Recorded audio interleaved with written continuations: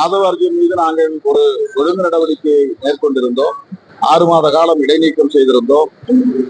பொதுவாக இடைநீக்கம் செய்யப்படுகிற காலத்தில் நடவடிக்கைக்கு உள்ளானவர்கள் பொறுமையாக இருந்து தலைமையை அல்லது ஒழுங்கு நடவடிக்கை குழுவை சந்தித்து விளக்கமளிப்பார்கள்.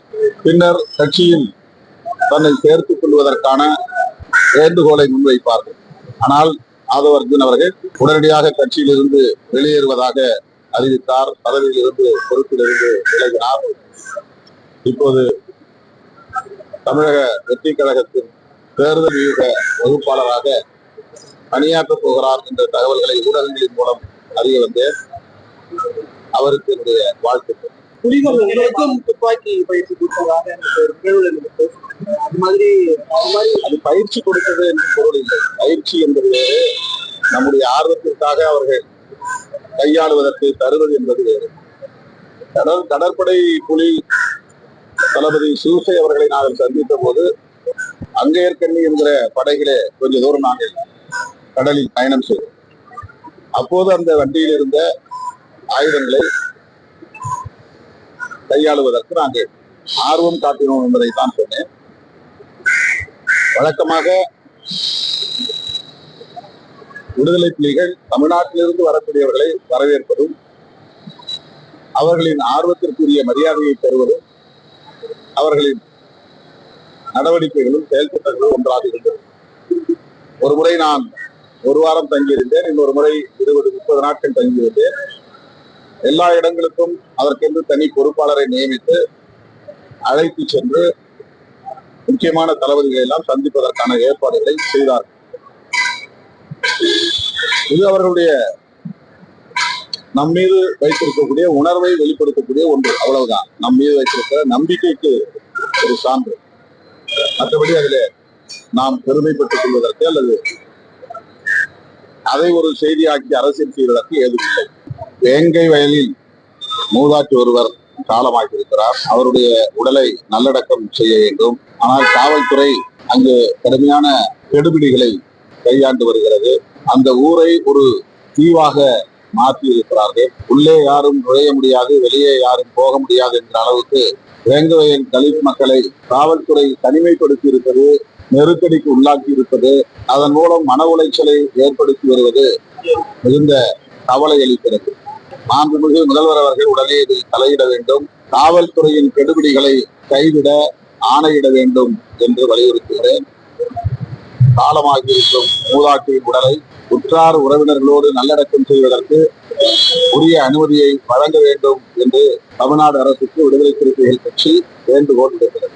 வெற்றியோ தோல்வியோ இடைத்தேர்தலை சந்தித்திருக்க வேண்டும். பாஜகவும் அதிமுகவும் ஒருமித்த முடிவை எடுத்திருக்கிறார்கள். இதன் மூலம் அவர்கள் வரவிருக்கிற சட்டமன்ற தேர்தலிலும் கைகோர்க்க போகிறார்கள் என்றுதான் தெரிகிறது. பாஜக, RSS ஆகியவற்றோடு அவர்கள் கொண்டிருக்கிற உறவு விரைவில் வெட்ட வெளிச்சமாகும் என்று நம்புகிறேன். அதே போல பாத்தீங்கன்னா திமுக பொறி போட்ட கார் ஒரு பெண்கள் போகக்கூடிய வாகனம் மாற்றிருக்கு. எதிர்கட்சிகள் திமுக பெண்களுக்கு பாதுகாப்பு அது சம்பந்தமாக காவல்துறை ஒரு விளக்கத்தை தந்திருக்கிறது. சம்பந்தப்பட்டவர்களை கைது செய்வதற்கு தீவிரமான நடவடிக்கைகளை மேற்கொண்டு வருகிறார்கள். அவ்வாறு குற்றச்செயல்களில் ஈடுபட்டவர்கள் வண்டியிலே ஒரு கட்சி கொடியை கட்டியிருப்பதால் அதற்கு கட்சி பொறுப்பாக முடியாது. யாராயிருந்தாலும் அவர்கள் மீது கடுமையான நடவடிக்கையை எடுக்க வேண்டும். காவல்துறை அதில் மெத்தனம் காட்டக்கூடாது. அவர்கள் மீதான நடவடிக்கையை உறுதிப்படுத்த வேண்டும் என்று வேண்டுகோள். இஸ்லாமிய அமைப்புகளே பழனி பாபா அவருடைய பேச்சு குறித்து பேச மறுத்து தற்போது அவரோட அவருடைய வாதங்களை குறித்து அவங்க எழுப்பினால பேசக்கூடிய இன்னொன்று இப்ப புதுசா நாங்க பேசல. விடுதலை சிறுத்தைகளை பொறுத்தவரையில் நாங்கள் தேர்தல் அரசியலில் ஈடுபடாத காலத்திலே கூட அவரோடு நிகழ்ச்சிகளில் பங்கேற்றிருக்கிறேன். அவர் தேசத்திற்கு விரோதமான எந்த செயலிலும் ஈடுபட்டதில்லை. தீவிரவாத நடவடிக்கைகளில், பயங்கரவாத நடவடிக்கைகளில் ஈடுபட்டதில்லை. அரசியலை அரசியலாக பேசினார். விளிம்புநிலை மக்களுக்கான குரலை ஓங்கி உயர்த்தி பேசினார்.